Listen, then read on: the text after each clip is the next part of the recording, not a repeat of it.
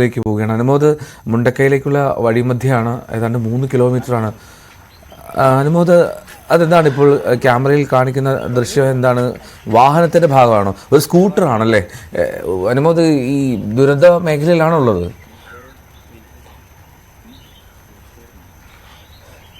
ഞാൻ ഈ ഒരു ഉരുൾപൊട്ടലിന്റെ ഏറ്റവും നാശമുണ്ടാക്കിയ മേഖലയിലാണ് ഇപ്പോൾ നിൽക്കുന്നത്. അതായത് മുണ്ടക്കൈക്ക് പോകുന്ന ഭാഗത്ത് ഒരല്പം ഉയരം കൂടിയ മേഖലയിൽ നമുക്കിവിടെ കാണാം. നേരത്തെ കണ്ടതൊരു സ്കൂട്ടറിന്റെ അവശിഷ്ടമാണ്. വലിയ മരത്തടികളൊക്കെ ഇവിടേക്ക് ഒഴുകിയെത്തിയതിന്റെ ദൃശ്യങ്ങൾ കാണാം. ഇവിടെ ജനവാസ മേഖലയായിരുന്നു. ഇവിടെ വീടുകൾ തകർന്നു കിടക്കുന്നത് കാണാൻ സാധിക്കും. മറ്റൊരു സങ്കടം തോന്നുന്നൊരു കാഴ്ച, ഒരു ചക്രക്കസേര ഇവിടെ കാണാൻ സാധിക്കുന്നുണ്ട്.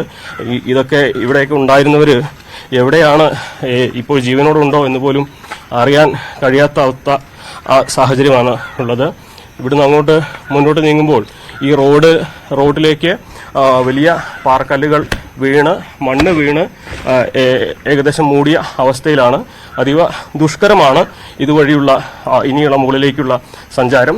നമുക്കിവിടെ കാണാം, ഈ ഭാഗത്താണ് പുഴ ഗതിമാറി ഒഴുകി ഈ മേഖലയിലേക്ക് കടന്നു കയറിയത് നമുക്ക് ഇവിടെ നിന്ന് കാണാൻ സാധിക്കും. മാത്രമല്ല, ഉരുൾ പൊട്ടിയതിന്റെ ദൃശ്യങ്ങൾ, ആ വഴിയുടെ ഭീതിതമായ കുറെ കൂടി അടുത്തുനിന്നുള്ള ദൃശ്യങ്ങൾ നമുക്ക് ഇവിടുന്ന് കാണാൻ സാധിക്കും.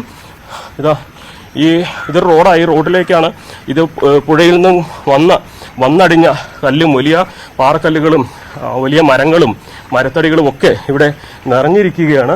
ഇവിടെ വീടുകൾ ഉണ്ടായിരുന്നതിൻ്റെ ഒരു അടയാളം പോലും എവിടെയും കാണാൻ കഴിയുന്നില്ല.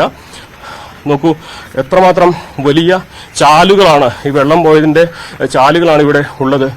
അത്രമാത്രം വലിയ ഉരുളൻ കല്ലുകളും. അഖിൽ, അവിടേക്ക് പോകുമ്പോൾ ശ്രദ്ധിക്കണം, മണ്ണ്. അനുമോദ്, രണ്ടുപേരും സുരക്ഷിതമായിട്ട് മാത്രമേ നീങ്ങാവൂ. കാരണം വളരെ ഈ ചെളിയും ഒക്കെ ഓരോ ചൂട് വെക്കുമ്പോഴും സൂക്ഷിച്ചു വേണം എന്നുള്ളത് ഒരിക്കൽ കൂടി ആവർത്തിക്കുകയാണ്. അനുമോദ്, വളരെ സേഫായി മാത്രം നിൽക്കുക. നമ്മൾ ഈ ദൃശ്യങ്ങൾ എത്തിക്കുമ്പോൾ നമ്മുടെ സുരക്ഷ നോക്കണം. മാത്രമല്ല, അതൊരു ദുരന്തബാധിത മേഖലയ്ക്കപ്പുറം ഈ ഉരുൾപൊട്ടൽ സാധ്യത കൂടി നിലനിൽക്കുന്ന സാഹചര്യം കൂടി മനസ്സിൽ കരുതിക്കൊള്ളണം. അനുമോദ്, ഒരു കാര്യം കൂടി ചോദിച്ചോട്ടെ, അവിടെ ഈ വന്യമൃഗ ശല്യമൊക്കെയുള്ള സ്ഥലമാണെന്നൊക്കെ കേട്ടിരുന്നു. അപ്പോൾ അത്തരത്തിലുള്ള ഭീതി കൂടി അവിടെ നിലനിൽക്കുന്നുണ്ട്. അപ്പോൾ വളരെ കെയർഫുൾ ആയിരിക്കണം. തീർച്ചയായും എഴുതും. നമ്മൾ അല്പസമയം മുമ്പ് ഒരു വലിയ കാട്ടുപോത്തിനെയും ഈ ഒരു വരുന്ന വഴിക്ക് കണ്ടിരുന്നു. കാട്ടുപോത്ത് ആ ഒരു ടീ എസ്റ്റേറ്റിൽ നിന്നും നേരെ മുന്നോട്ട് വന്ന് ഉരുൾപൊട്ടിയ മേഖലയിലേക്ക് പോകുന്നതിന്റെ ദൃശ്യങ്ങളും നമ്മൾ പകർത്തിയിട്ടുണ്ട്. നമ്മൾ